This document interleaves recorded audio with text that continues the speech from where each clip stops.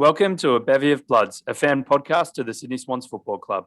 My name's Noddy, joined as always by Stevo. And in this episode number 17, we're going to talk about the game just played against Port, a quick VFL update, a few general topics in the AFL, the game ahead against the Eagles, and finish off with all of our tips for the rest of the round. So to all you Cygnets and Swanlings out there, fluff up your tail feathers and settle in for a potentially biased yarn about all things to do with our beloved Bloods.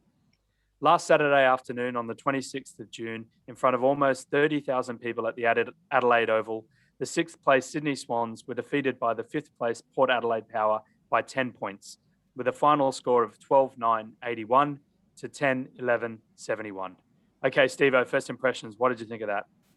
Oh, look, and it literally is a first impression because it's been midsummer in Finland, so I've been out of town for most of the weekend. I've just finished watching the replay, like the full replay now. I knew the scores, but I just watched the whole game now, and yeah, God, it was frustrating, wasn't it? I mean, any game where you're up with 5 minutes to go is a game you've got a good chance to win. So to drop it was disappointing, like really disappointing. Like I feel gutted, like it just happened, even though it happened 3 days ago. And look, I don't know, like 10 good minutes in the first quarter, and then a late surge isn't going to beat the better teams, is it? And that's where we're at. We dropped another one we really like to have 4 points from. Yeah, mate, me too. I was so gutted. I was like, oh man, it was as the listeners last week will know. My baby boy arrived in the bye round, and it was his first out Earthside Swans game, albeit from our lounge room, and had the little infant scarf and beanie on, and we're in front of the TV with my partner and watching it, and all the boys were getting stuck into me saying, you know, we'll call him Little Plugger going forward. Little Plugger, he's not bringing us luck. And I was like, settle down, he's not a mud runner.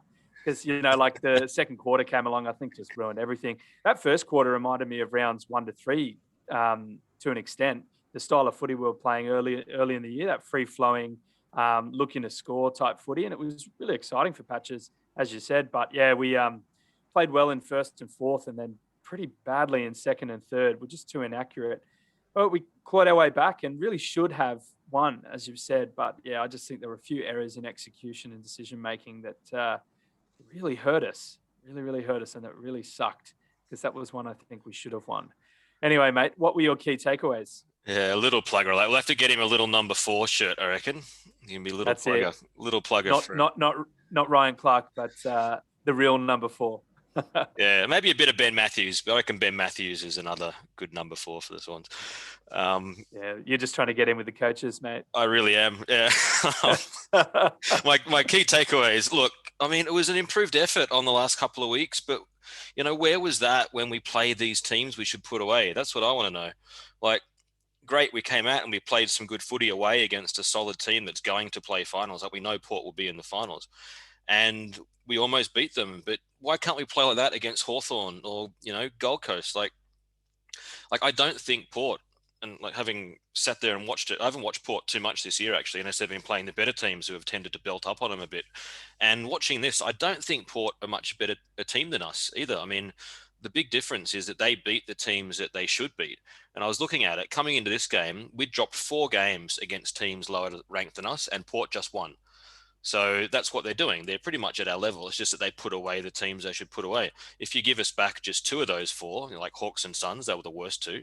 And we're even on wins with Port and the Lions and the Cats, and we're already a lock for finals. As it is, we're fighting for a spot in the bottom half of the 8. And yeah, I guess that was what I took from it.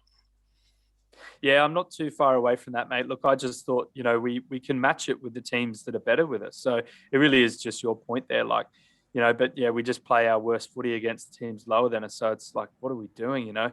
Other than that, Buddy is the man. We all knew it. We all know it. He's now officially the 6th greatest goal kicker of all time. What a legend. Other than that, just broadly speaking, the Giants, Tigers and Eagles losses all, I think, helped to soften the blow of really not pinching that one. So that was a little bit of solace there, but really, yeah, it doesn't really make anything better. So let's have a look at the quarter by quarter breakdown. Sydney Swans got up in the first quarter 5-3 to Port's 4-3. In the second quarter, Port beat the Swans 3-1 to 1-3. And in the third quarter, Port won 3-2 to 1-3. So really they're the 2 quarters. We converted at 25% respectively in the second and third quarter. just unacceptable, really. And in the fourth quarter, we played well and actually won 3 goals to Port's 2-3. But nevertheless, the net effect was that we lost by 10 and Port got the chocolates. So, all right, Stevo, stats. Throw me some numbers, mate. A couple of ones I think that show that it was a fairly balanced game that I've got is time in front. So Port was ahead for 66 minutes of that game, and we were ahead for 44 minutes. So that's a fairly good chunk of the match to be ahead of for. And then the biggest lead of the match, Port never got out to anything more than a 16-point lead. That was in the third quarter, and we got out to 12 points in the first quarter when we dominated and really were on top of our game. And that tells me that we're never really out of the game. I mean, 16 points is a manageable margin. It never blew out to sort of 4 or 5 or 6 goals. And because we were able to keep ourselves in the game in that third quarter when they were playing all over us for patches, we were able to get in the position to make that strong run in the last quarter and almost get over the line, but not quite. Yeah, fair play. I'm going to look at inside 50s, uncontested possessions, and then conversion. So we won the inside 50 count by 4. So Port got 47, we got 51. Again, that's anything above 50 is a decent enough amount to win the game. And I think it was the Hawks game where we lost the uncontested possession count by was it 26 or so? This time we won by 27. So they had 168, we had 195. So our intent and effort was there. It was complete reverse of the Hawks game. But even though we had that sort of forward momentum and that effort, we only converted overall at 47.6%. Port, on the other hand, 57.1%. And we also turned 19.6% of inside 50s into goals, where Port turned 25.5% of inside 50s into goals. We just didn't convert enough, especially in the second and third quarter. I think we plucked this from a comment from the commentator at some point during the game. We only scored 1 goal from 17 inside 50s during the second quarter. And that just isn't good enough. And it's certainly not going to cut it with teams in the 8. So, yeah, look, these are the numbers I looked at. Stevo, what were your favourite moments of the game? One that I really liked, actually, was quite early in the game. It was Goulden's first touch. And Goulden's been missing for a while. He's been out injured since, I think, the Melbourne game was the last time he played. So this was just his 9th game of senior footy. And he gets the ball. He gets a handball receive, I think, sort of half forward early in the first quarter. Gets the ball, so ducks inside his opponent, gets onto his left foot, and hits up Heaney leading out with a perfect pass inside 50. And watching that, I thought, okay, look, even if this is a development year for this kid, he's going to be something impressive, because that sort of composure and that ability to deliver a ball like that is a very special footballer. Yeah, he kicked a goal as well, didn't he? Yeah, he did, yeah. Yeah, welcome back. Oh, Errol, what a legend. Mine, I'm just going to keep it real short. Just a couple of individual moments that stood out for me. Second quarter, Papley's crumbing goal. I think Buddy brought it down from a contest. Papley just beautifully crumbed it and launched from outside the 50 and just sailed right through the big sticks. I just thought that was Tommy Papley at his best. It was just beautiful to watch. The other moment was the fourth quarter with Buddy's chase down tackle on Jonas. How good was that? Still got some spring in his legs yet. Caught him holding the ball, and then Buddy had a shot to kick his 3rd of his 4 for the game. So they were mine. I just really quickly, what if here, Stevo? And I know you don't like to go back to the umpire's calls, and we had a bit of a back and forth after the game on this. Todd Marshall, tackled by Heaney in the dying moments of the game, definitely has prior. Heaney gets him, copybook tackle. It looked to me like Marshall just, through the force of the tackle, threw it up in the air. Play on, Motlop gets it. I think it was Motlop, handballs it to Lysette, who kicks the goal, and that ices the game, right? I don't know, man. Was that not holding the ball? You got to pay that, surely. Come on. I reckon, I mean, we talked about this one. I reckon any umpire who pays that against Port Adelaide in the dying moments in the Adelaide Oval is an umpire who doesn't value his life particularly highly. He doesn't leave the state. And I love how you're like, you always try and get all my complaining of the umpires' calls out during the week before the podcast, and I always manage to sneak it back in. Yeah, look, we've had a few calls go our way this year. I acknowledge that. So look, it wasn't so obvious as some of the other ones that we've had this year, like the Blitzars one early on this year with the Lions and the Cats. But Yeah, and also that kick, I think it was in the fourth quarter when Papley kicked the ball, went straight up in the air and went like 5 meters, and I think it was Darcy Byrne-Jones or whoever took a mark or caught the ball and was paid a mark. Why didn't Papley play on there, or like why did the umpires give him a free kick there? That was very confusing to me. Did you see that moment? Yeah, I remember the one. I think the commentators mentioned it too. They said, I mean, it went about 5 or 10 meters maximum, point to point, probably 35 meters up in the air. That added for the rest of it, but it was certainly not far enough to be a mark. Yeah, it was a weird moment because like we seemed to stop as well. So anyway, I'm not saying that would have led to a goal, but it's just a couple of these things that come to mind now. But nevertheless, mate, we didn't get the win and we've got to move on. So let's move on to our ABOB medal. So this is where we talk about our 5 best Swans players on the ground using the 5-4-3-2-1 scoring system, with 5 points being the best. Stevo, kick us off. Okay, I had 5 votes to Luke Parker, best on ground, 4 to Will Hayward, 3 to Lance Franklin, 2 Callum Mills, and 1 George Hewitt. Nice one. I had 5 Lukey Parker, 4 Cal Mills, 3 Lance Franklin, 2 Jordan Dawson, and 1 James Rowbottom. So we had, who do we have the same? We had Parker, the big 3. Mills, and Franklin, big 3. Okay. All right. So I think you suggested we not talk about these guys because they're up there for obvious reasons. And we focus, have a bit of a chat about Hayward, Hewitt, Dawson, and Rowbottom. Yep. All right, mate. Go for it.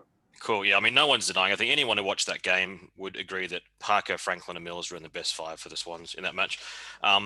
So the ones that we've got different, I had Hayward 4 votes, actually. I had him quite high up. I had him as my second best, just because of the role that he played within that game. And not only did he kick 2 goals, which was, equal second best for the Swans, he got a goal assist, which was equal best for the Swans. He got a couple of tackles inside 50, which again was equal best for the Swans.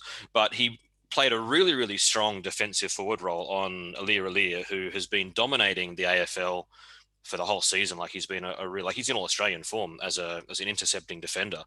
Aliir took 1 mark for the entire game, having averaged 6 for the season coming into that. And that 1 mark that he took was even against Hayward. It was against Franklin in the last quarter. So that's not even on Hayward. And then he took, again, that 1 mark was an intercept mark. He'd been averaging 3. And again, it wasn't on Hayward. So Hayward himself has held one of the dominant intercepting defenders in the game to 0 intercepts in terms of intercept marking for the whole match, plus kicked a couple of goals and had an assist, which I think is a fantastic game for Hayward. And then Franklin, we talked about Franklin, sorry, and then Hewitt was the other one that I had different to you.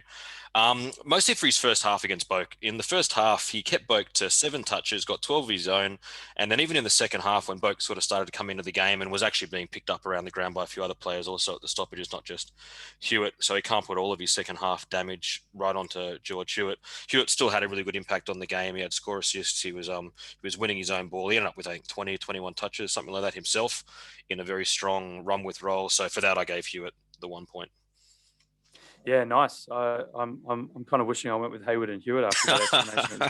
Beautiful. Yeah, no, look, I think we forget that Hewitt really is a midfielder being asked to play as a defender. And we all know that he can do a tagging. He can get the job done. It was nice to see him have a bit of a run with role again. Because I always thought Hewitt and Mills would actually end up as a pretty decent midfield combo.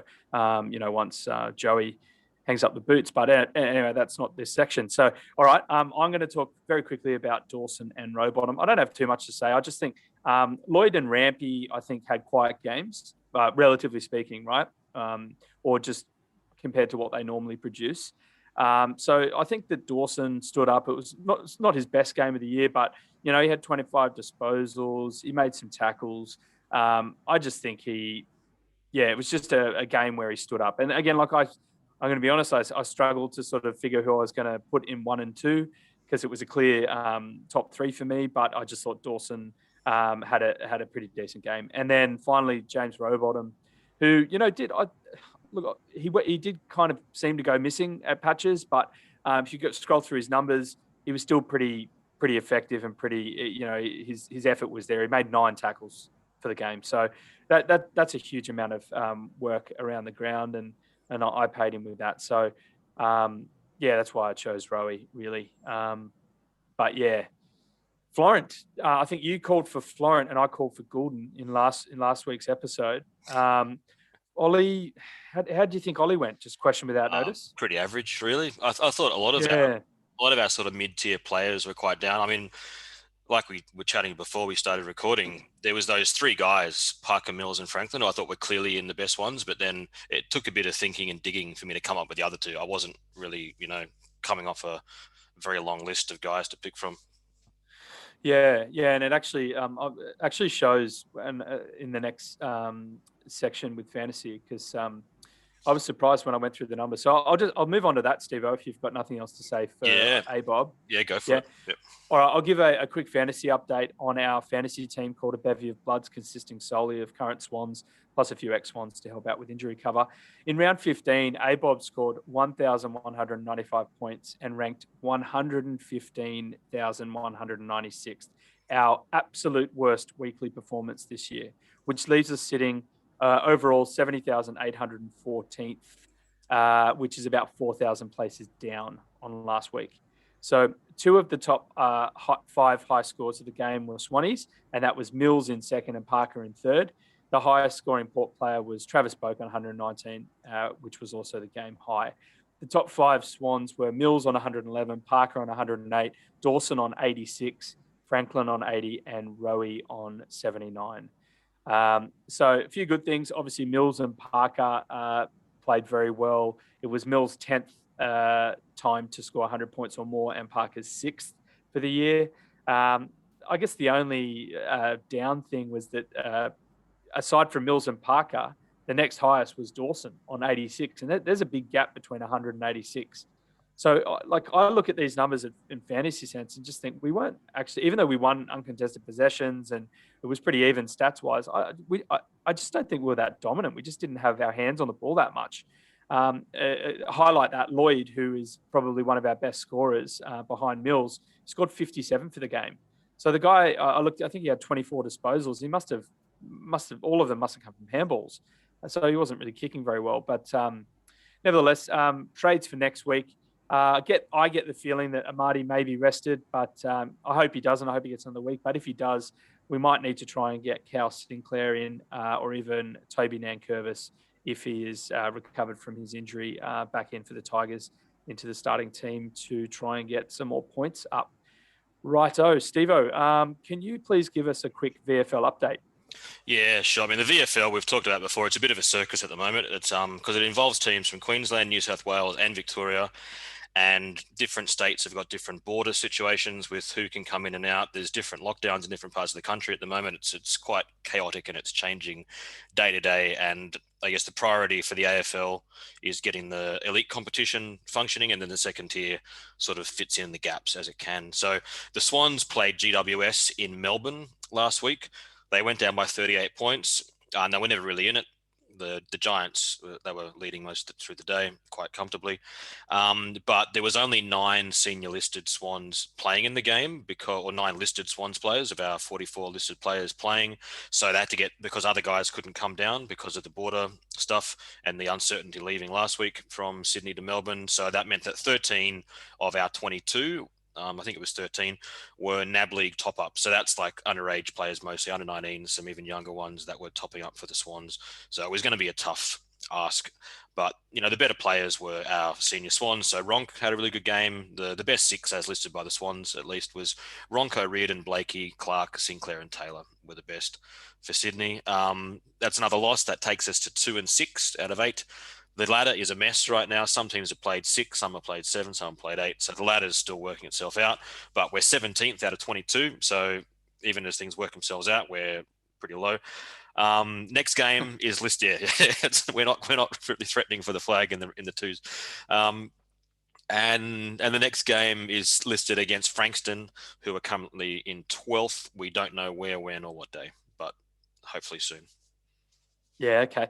And look, those names are, they're our next in, aren't they? Those depth players. But yeah. I think I sent you a text during the week of those NAB League top-up players. I noticed a very peculiar, or let's call it serendipitous name inclusion there. Or surely it wasn't the original Ryan O'Keefe. For anyone who read that article on the Swans app, may have noticed a very famous Swans name halfway down the list. A guy by the name of Ryan O'Keefe. Same spelling, same apostrophe. Could it be him? Has he turned back the clock? I mean, it doesn't make any sense. It's illogical to the point of ridiculous. But I mean, you noticed, you saw that, right? Once you sent it to me, I did, and I Googled to find out who this fellow was. Yeah. He's certainly not the Ryan O'Keefe who won a flag with the Swans. This Ryan O'Keefe is born on February 9, 2002. He's playing with the Bendigo Pioneers in the NAB League. He weighs in at 69 kilograms and he's 192 centimeters. So that's the Ryan O'Keefe that played for the Swans, not the one that you might have been hoping for. Yeah, right. Wow. Okay, he's got a bit of weight to put on, but Yeah. I thought that was cool. Like we got another Ryan O'Keefe playing in the red and white, albeit a scratch match effectively in the VFL. But I thought that was a cool little thing to mention in the podcast. But anyway, well, all right. So if that's it for the VFL, let's move on to the MRO very quickly. So as it came to I think that Franklin got fined. He ended up getting fined $2,000 for high contact on Leonard, I believe, which wasn't too dissimilar how he entered the against Nick Newman against the Blues a couple of rounds ago. So look, I'm just glad he didn't get fined, but I don't know. Do you think it was? He didn't get like any match ban. Did you think it was worthy of that? Just real quickly, Stevo. I mean, honestly, we've talked about these a lot, these high contact ones. And the thing that's just consistently frustrating is that you never know what it's going to come out as. And if they want to remove that type of unnecessary head contact from the game, like if that is the direction of the AFL, whether it's because they're concerned about health or they're also worried about future lawsuits, which a lot of people have talked about because of what might happen in the future from concussions for players coming back to the league with long-term injuries. If that's what they're trying to get rid of, I think he should have been suspended for it. But there's been nothing clear around that, so I don't see how you can. Yeah. All right. Yeah, fair enough. Look, I mean, I obviously have my red and white coloured glasses on here, and it's Buddy, and yeah. But look, nevertheless, like you want to make sure that the players are safe, and if he needs to tweak his the way he enters a contact, then he certainly should try and do that. But also just I would love for him to keep focusing on kicking goals so he can get the 1,000. But it's been a thing too with Franklin. I mean, for his whole career, the way he comes into those contests is very clumsy a lot of the time. He maybe it's because of his like the speed with which he attacks it, or how he braces for contact, or his actual like his body shape, body type, whatever, or his technique. Like there is stuff I think that he could probably work on going into those contests to avoid this sort of stuff. And I think Longmire said in his press conference, he said, "Look, wait, there's the safety and everything. Like I respect all of that for sure, but at the same, I don't want to give him away free kicks. Like every time he does that, that's a free kick. We don't want it. So we need to work on his technique." And that's what Longmire said, I think, or something like that. Yeah, Buddy regularly gives a fair few free kicks away. I think I was reading he's just inside the top 10 or just over the top 10 for most free kicks frees against this year. But you love him for it. He hits it with speed and pace. But I guess you want to think about the player that he's coming into contact with as well. So, were there any other match review incidents that we could talk about? Not with our players, nah. Yeah. All right. Well, let's skip that. Okay. In terms of a general AFL hot topics chit chat, what are we going to have a quick chat about here, Stevo? Look, every time you look at the AFL websites or look at any shows at the moment, all anyone is talking about is what all of the various state lockdowns and border closures are going to mean for the season going forward. That's what everyone wants to know, and it's what no one has an answer for at the moment. Right now, just the state of play for those listening, if you haven't seen it yourselves. The state of play at the moment is that there are lockdowns in parts of Western Australia, New South Wales, and Queensland, in different areas of those states. So currently all of the AFL teams besides the South Australian teams, Port Adelaide and Adelaide, are in Victoria at the moment, or on their way to Victoria to set up there.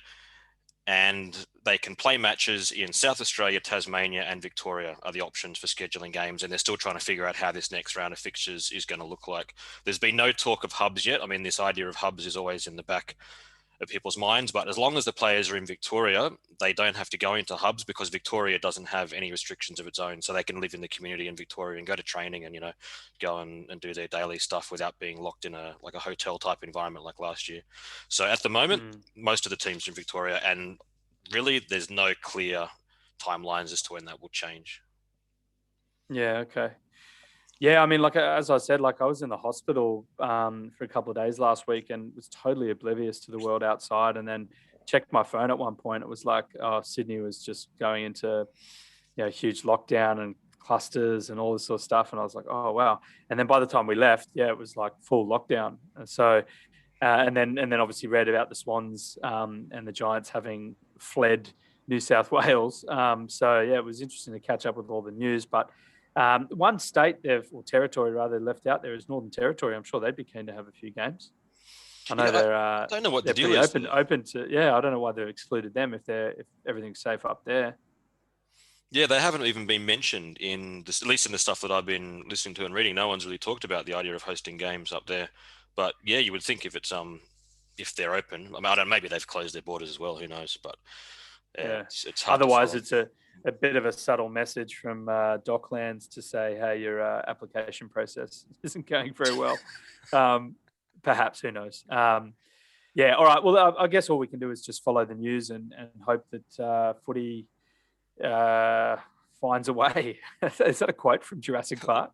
Life finds a way, or something? I thought you were going to ask if "footy finds a way" was a quote from Jurassic Park. Yeah, footy found its way into Jurassic Park. I love that because we all know that dinosaurs also played Aussie rules footy. That's how loved the game is through time. But this is getting a little bit weird, this conversation. Sorry, Steve, I'm just going to be quiet. Have you slept? Yeah. When no. How's little Plugger's been keeping you up for the last week, I reckon, So. Yeah, he's been kicking goals every 3 hours, mate. He's got 1,300 of them to catch up on to re-rehearse for the family. So Exactly. Look, I'm just hoping we can get a set of earmuffs for when and if Buddy kicks his 1,000th. And actually, I'll just do that real quickly. I know we've got one other topic to talk about in this section, but I forgot to do the Buddy update. So as we all know, he kicked 4-2 against the Port Power in round 15, and that took his total to 973. So that means he officially leapfrogged. He overtook Jack Titus and is now officially the 6th greatest goal kicker of all time. And now his next target is Gary Ablett Sr. sitting in 5th with 1,031 goals. So that's still a fair way away. So that's why we're focusing on the 1,000. So yeah, it'd be great if he could do it this year. But that said, little Plugger will only be, he'll only be a couple of months old. So we'll have to get some pretty heavy duty earmuffs, and who knows what the state of travel is going to be like by then, but fingers crossed. What was that last topic we're going to quickly touch on, Steve? I had a question for you, or not just for you, but just an interesting one that's been popping up a bit. Richmond is now 8th. They've had another disappointing loss. I've been in the camp all year that refuses to write them off until they're dead. And I'm wondering how close to dead they are now.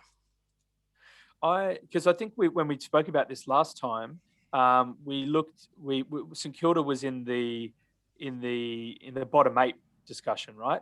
So this was, and Tigers had the best run home. They only had to play, I think, 3 of their remaining 9 games were against top 8 teams, and the rest were against bottom 8 teams. I might be missing that out by 1 or 2 games. Yeah. It's about right. Sounds close.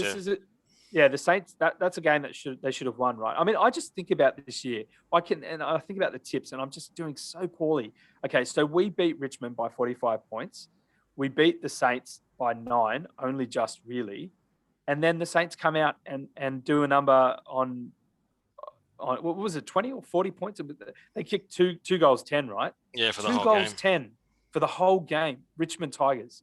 So if you just look at last week's effort, I know they've got injuries, and I know that they've still got a little bit of favour in their run home. They're going to still have a fair few games at the MCG, but I would be quietly nervous if I was a yellow and black fan wouldn't you, mate?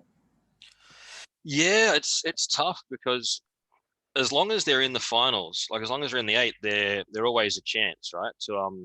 To get themselves over the line. But they're really, really. I mean, had the Giants not slipped up big time in their own game against who beat the Giants? Someone, yeah. Hawks. Yeah, So that's right. Yeah, so the Hawks. That which validates our loss a little bit more to the Hawks. I thought upon reflection, but still separately. Anyway, so go back to the Tigers. So had they, I mean, they were very vulnerable. Had the Giants done what everyone expected them to do and knocked off Hawthorn, then the Tigers would be outside the 8 now, as we are. They stayed in purely by virtue of other teams not doing well. But then I look at their next run of games. So Richmond, the next up, they got Gold Coast. Then they got Collingwood. Then they play Brisbane and Geelong back to back. Then they play the Dockers. Then they play North Melbourne. Then they play the Giants. And they play the Hawks again. So that's all of a sudden not looking as cozy a run as it did when we thought they were going to beat most of those teams. Now a lot of those are looking like 50-50 games to me. Like Hawthorn looks like a 50-50 game. Giants does. Fremantle does. They're a good shot at getting displaced from 8th position, I reckon. This goes against everything that I've been saying for months. I realize this, but now that I'm looking at their current form, I don't have them penciled in for any more than about 3 of those games, which is the Suns and Collingwood and probably North. So Lynch is still out, right? I don't want to say he's the linchpin, but I might have just done it. I did. I can hear little Plugger laughing from the other room. He loves you're hilarious. He's like, Dad, you're hilarious. Wait till he can talk. Yeah. He's like, Dad, shut up. Look, so I can't really get a read on them. Like, I know that they're, who is it? Prestia? Is Cochin out? I don't know. Cochin's just playing really bad. I think he's there. He just may as well not be. Yeah. Oh, Bolter. He injured himself in the last game, but it's not as bad as they thought, I think. But nevertheless, you think, what's going on? So, yeah, mate, is the dynasty over? It's certainly a topical question, and it's certainly fragile. One you're never really ready to write them off, are you? Nah, that's the thing, because it's Richmond. So I don't know, but I'm far more close to being convinced that it's over now than I was a few weeks ago. Yeah. Well, all right. We'll have to wait and see how it all pans out. Yeah. But it certainly would be one hell of a finish home. Which you could sort of see them doing that as well, can't you?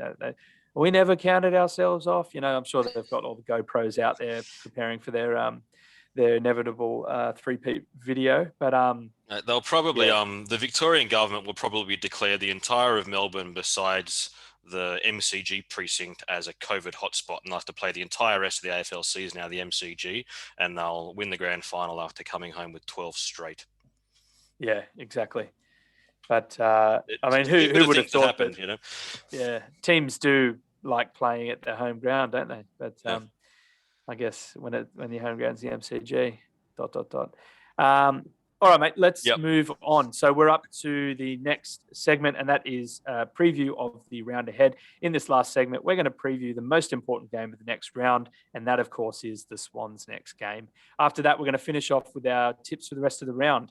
So Game 7 of Round 16 is technically a home game for the still 6th place Bloods, taking place this Sunday, the 4th of July at GMHBA, which is the Old Cardinia Park in Geelong, against the 7th placed West Coast Eagles, with first bounce at 1:10 p.m. local time. Okay, in terms of injury status and team changes, how do we pull up against Port, and what changes might we be looking at here? Health-wise, pretty good, I think. It looked like Will Haber got a bit of a knock to his shoulder in the last quarter, but we've heard nothing since that suggests that he's likely to miss weeks or anything. He played out the rest of the game and he seemed okay.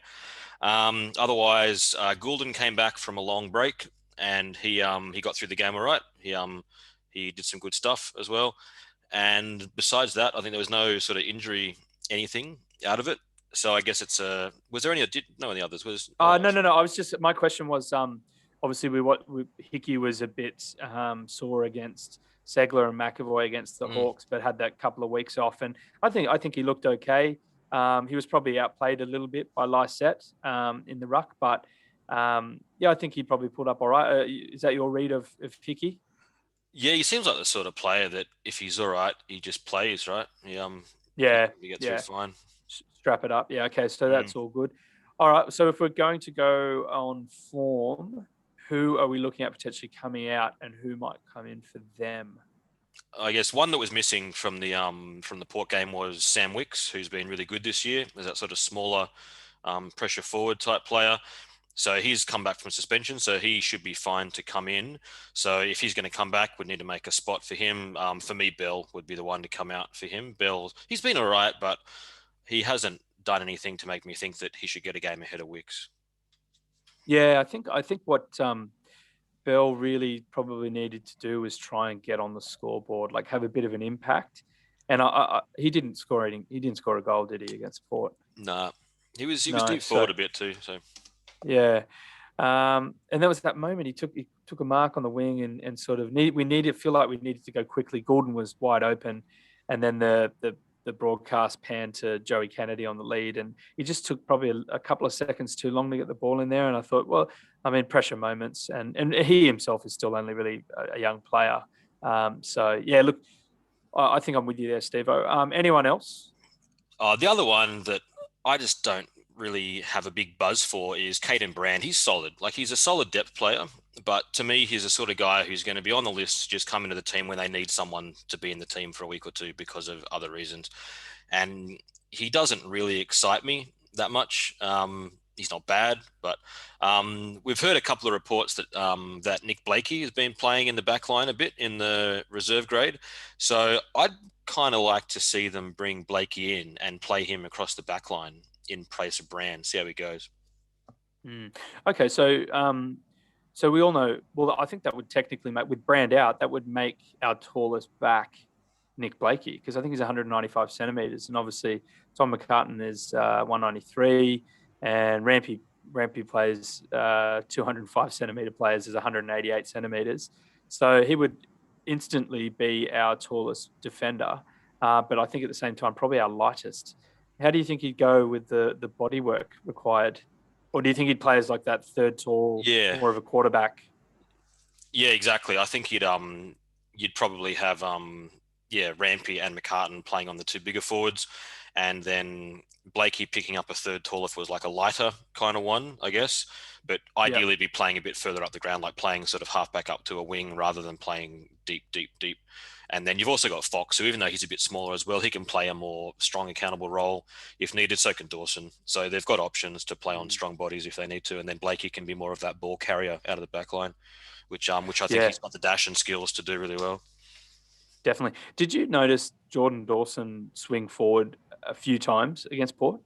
Or am I just misremembering that? No, I remember because I was watching the game late in the game, the commentators mentioned it, because you can only usually see the play on the screen. You don't see the whole field, so you don't really know what's going on. So you're kind of reliant on what the commentators pick up and relay back. But yeah, they said that he'd gone forward at one point, which was interesting. Maybe they wanted to just sort of mix up the matchups a little bit. And at that point in the game, I think Aaliyah had worked very hard to switch the matchup, so he was on Franklin so that he wasn't on Hayward, to try and have more of an impact off Franklin, perhaps.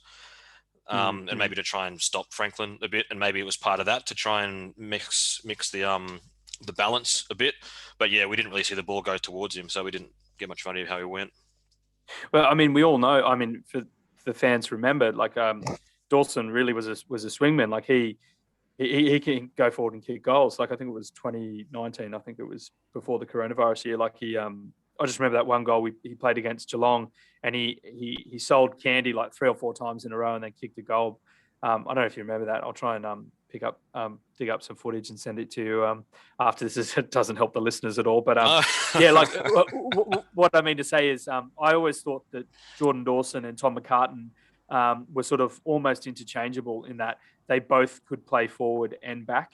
And it's funny that they've both been sort of shifted to the back. Obviously, Tom McCartan for his lockdown role and Dawson for that beautiful left leg he's got. So with Blakey coming in, who is similarly does have a very nice left leg like Jordan Dawson. Yeah, I wonder if they were saying, oh, maybe let's let Jordan Dawson push forward again to try and get on the scoreboard, especially if Joel Amati and those younger other forwards aren't actually kicking goals. But yeah, I mean, it's going to be interesting to see. But it's probably time Lizard comes back in, mate, and has a crack, because we all know what he can do. He hasn't really been there that much this year, but we'd love to see him back in the seniors, wouldn't we? Yeah, and he's a talented player. I mean, you don't want a really talented young player out for too long because it could start to mess with their heads a bit, maybe. Well, I mean, Stevens and Gould, we talk about that every week. Yeah. But especially one who's already played quite a bit of senior footy, and we know what he can do. Like, we've seen that his best footy is very, very good. So let's get him back in, and maybe a bit of a change of role might help him get it together. Yeah, nice.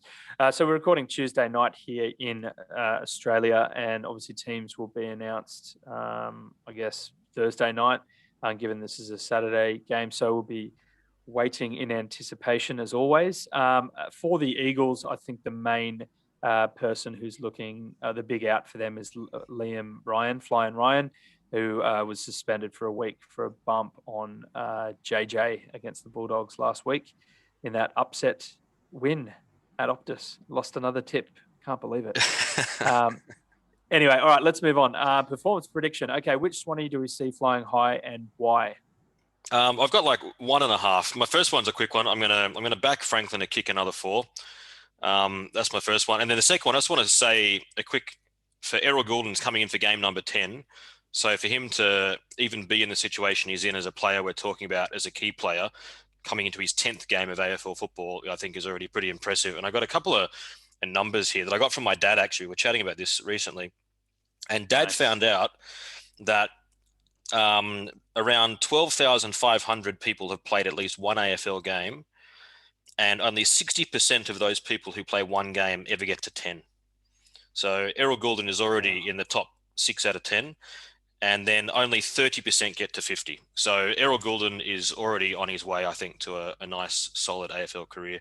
So I hope that he can come in and maybe kick a couple of goals. Some nice little kicks inside 50 would be good. Awesome. Love it. I love that. I love that assist, that extra work there that you did. Did you say, hey, Dad, can you do a bit of research for us? Or did he just, he goes, hey, Stevo, chuck this into the podcast? Yeah, he threw it my way, and I've been holding this for a while because Goulden, listen to this for annoying. Goulden played 8 games straight, and I think we were chatting about it then. Because we were like, oh, if these kids even get to 10, then still even only a small number are going to get to 50, but they're looking like they're going to be good, these kids. And he found this information. I'm not sure where he got it from, and he sent it through to me, and it goes all the way through. So only 17% get to 100 games, only 9% get to 150, and only 4% get to 200, less than 2 to 250, and less than 1% go beyond 300. So that's all pretty amazing. And yeah, so Dad gave me this info, and Errol Goulden had played 8 games at the time, and then he didn't play after that. So I've been holding on to this since like the Demons game. So there it is, Dad. Thanks for the extra help. Yeah, that's awesome. That's really great. Thank you. I'd like to say thank you as well for that. Sitting on a pile of gold there, and all we needed was Goulden to come back into the team. That's great. That's really interesting. All right, I'm picking Lloydie. I want Lloydie to bounce back. I think he had a uncharacteristically quiet game for him. I know you can't. Where the great players do consistently play well, and I would put him up in that category. But yeah, I just think last week he had a little bit of a quiet game for him, so I want him to bounce back. And I think I want him to kick a bit more because I'm sure he had a stack of handballs. But yeah, I just want him to get back into the game. I'm not going to put any specific numbers on him, but yeah, I just want him to be a bit more active and what's the word? Dictate. I want him to dictate things a bit better off halfback. So. Fingers crossed there. Opposition danger players. All right, which Eagles players do we need to be wary of? I've put Oscar Allen, and not just because he's a very good young footballer, but also because I don't think I've ever remembered a player who is so often called by the commentators by his full name every time he goes for the footy. For quite some time even, like I was watching him because, I don't watch Eagles too much because the time slot, often they play on a Sunday and it's not so easy to watch them because that's early morning for me here on a Sunday, and I'm not going to be up in time to watch footy. And for a long time, I thought this was like one of these hyphenated names like Roberts Thompson or, Neil Bullen or whatever. But no, Oscar Allen. Oscar is his first name, space Allen, which I think is amazing. So that's why I'm going to watch him, because I want to watch how many times they call him Allen as opposed to Oscar Allen. All right. We'll put a little side bet off here and we'll figure out, we'll see how many times they call out his full name there. But you're right though. They don't often call that many other players full names there, do they? That'd be an interesting thing to listen to. Commentators, other players that they call out their full name for every time they mention them. because there's not that many. None are really coming to mind right now. But he is a good player though, Stevo. So yeah, I think it's a worthy note there. Mine is Nick Nat, the evergreen Nick Nat. Nick Natanui, obviously in the ruck there, and our Tom Hickey, ex-Eagles journeyman. He's certainly going to have a big job against Nick Nat. So I hope that we don't let him go at it alone. I guess we didn't touch on this in that previous section, but do you think Cal Sinclair might come back in for Amadi, Stevo? I hope not, because I'd like Amadi to get another go. But I mean, only the Swans know whether he's due for his rest, how many games they'd planned for him to play. But I'd like to at least see. I'd like to see them persevere with him or McLean ahead of Sinclair if they're going to bring someone in. I'd rather. Likewise. Yeah. Likewise. I would actually be really keen to see Amadi have at least 5 or 6, not center stoppages, but just a few around the ground battles against Nick Nat, because I just think Amadi will really benefit from that. And obviously Hickey plays the main role, but Amadi gets in there and has a crack as well. So anyway, he's the player for me. Always, usually with the Eagles. Otherwise, I would have called Liam Ryan, but he's got that week off. So that's it for me. All right, winning formula requirements. What do we need to do to get the win this week? Obviously, we're playing in Melbourne. I thought it was going to be the MCG, but we're playing down in Geelong. How do we beat the Eagles in Geelong? It's an interesting one. Oh, look, all I want them to do is just play 4 quarters sustained effort, and I think that'll be enough, honestly. And also, I mean, GMHBA, like Cardinia Park in Geelong, is a place where the Swans historically have had a pretty good record. We've had some strong wins down there against Geelong, even when Geelong were up. Like, we're one of the few teams who hasn't been humiliated by them every time we've gone down there. So the stadium holds no fear. And I'm sure that there'll be quite a good Swans support out there, because I imagine that all the people in Melbourne, like all the South Melbourne fans, will be able to get out there. I don't think there's any restriction on them travelling between. I think that's fine now with inside Victoria. So hopefully we get a bit of Swan support out there as well. Yeah, nice one. I think it's just that it's that midfield really, and with Nick Nat being so dominant, he can basically just do.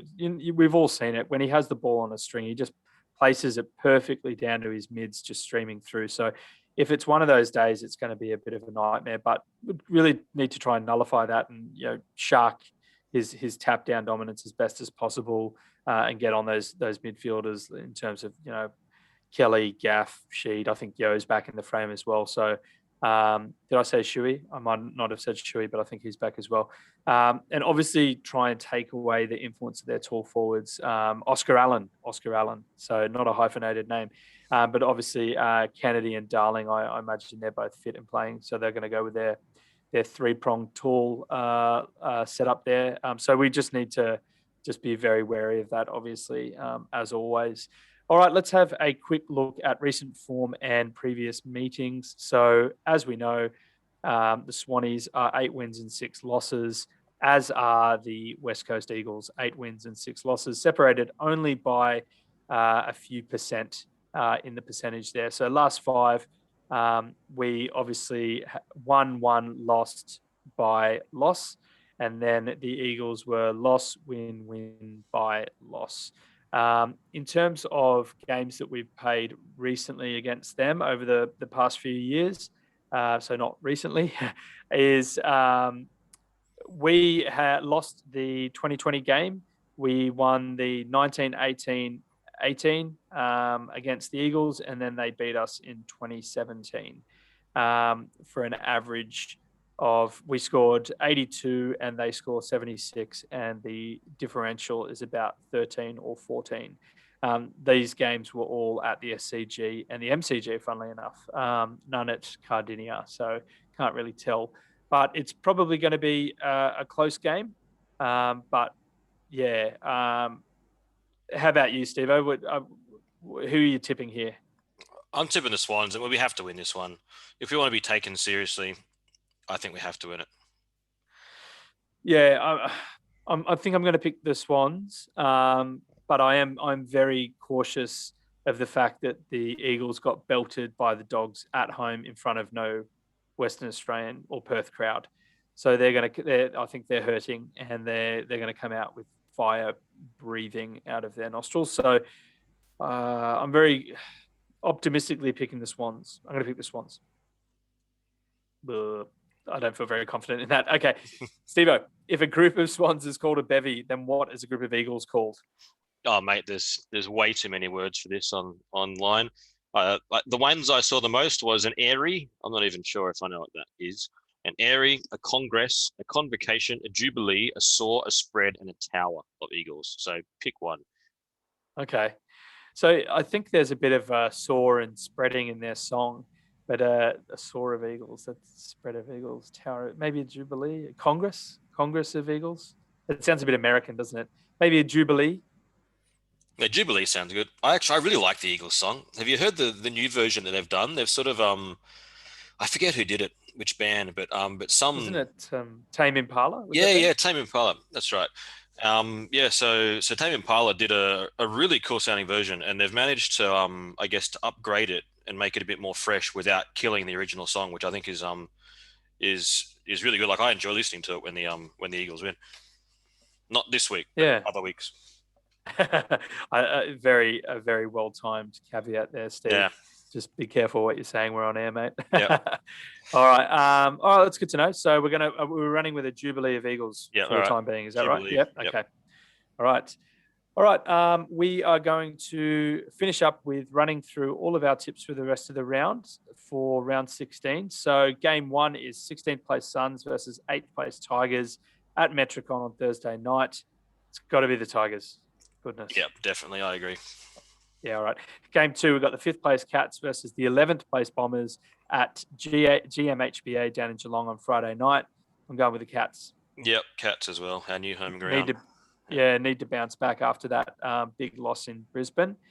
Game 3, 1st place Demons versus 10th place Giants at the MCG, Saturday Arvo. Got to be Demons. Yep, there's a lot of lopsided games, aren't there? I'm going Demons. Yeah. All right, game 4, we've got 14th place Crows versus 3rd placed Lions at Adelaide Oval, Saturday twilight slot. Lions. Yep, same. Game 5, we've got 9th place Dockers versus 13th place Blues at Optus Stadium, Saturday night. This could be close, but I'm going to play I'm going to go with Dockers just for the local. Before you put your tip in to make it fair, I just heard on the radio, the wireless. On the wireless. I heard on the what did my grandma used to call it? The old transistor radio, the old tranny, she called it. And heard on my tranny. Where's my tranny doll? I miss you, grandma. That would be a different sentence these days. Yeah, not in 1986, fortunately. She meant a little toy radio thing. And it's not going to be in Perth because of Perth's flash lockdown. Oh. So okay. Currently so where they? I think the Dockers want it to be in Tasmania, but it may not be in Tasmania. It comes down to depending on which states will let who fly where. But so it's probably going to be hopefully in Tasmania, is because the Dockers, it's their home game, so they're trying to they get first chance to say, well, we want it. So if it's not in Tasmania, it's going to be in Victoria somewhere. That would probably sway my tip. I'm going to go, if it's in Tassie, it's the Dockers. If it's in Melbourne, it's the Blues. Can we come back to this? Can we have a bit of flexibility on this, Steve? We've got to be agile. We need to pivot. This moment is frozen in time. Oh, goodness. All right, I'll go with the Dockers. Yeah, I'm going to stay Dockers as well. All right. Oh, sorry, you go. Next one. Yeah, Hawks and Power. Power. Yeah, me too. Power. Although, I don't know, Hawks have been playing pretty well lately. So, down in Melbourne, Marvel. No, I'll stick with Power. Yeah, I'm going to say Power. All right. Game 7, 6th place Swannies and Eagles. We're both going Swans. Game 8, we've got 15th place Magpies, 12th place Saints at the MCG, Sunday twilight. I'm going Saints. Yep, me too. I think that they did pretty well last week, the Saints, and they haven't really looked bad. And except when they've looked awful, they look pretty okay, the Saints. So, yeah. I love Saints. The grammar in that sentence. Yeah. Game 9, second place Bulldogs versus 18th place Roos at Marvel on Sunday evening. Bulldogs in a big one. Bulldogs, yep, by a mile. So are we 100% aligned on that? Yeah, we are. And that means that we're going to be still level, because last week we got the same number right. So we're locked in coming into the end of the season. This is going to be a very tight run home in the tips. Interesting. I might throw the Joker on this round because I think that most rounds we've had some of the same tips, but has this been the first time we've had everything exactly the same? I think probably, yeah, or at least there'd be very few. Yeah. I'm going to throw the Joker on in my other tipping comp and try and get double points. Yeah, do it. Have a bit of a sneaky play. All right. So that brings us to the end of the episode. Have you got anything to add at this point, Stevo? Nah, I'm good. Yep. Nice one, mate. All right. Well, on behalf of the Bevy, I'd like to say thank you very much for listening. We look forward to you joining us next time. Make sure to follow us on Instagram and Facebook at A Bevy of Bloods for updates and announcements. Please also feel free to check out A Quick Bevy with Swans fans on YouTube and Spotify, or wherever you check out your videos and podcasts. A Quick Bevy is a 10-minute weekly bonus series by me and another Swans fan, Chris, in which we take it in turns, racing the clock to answer some Bloods-related questions and have a bit of a general chat about footy as well. Until then, up the Bloods and can you Swannies?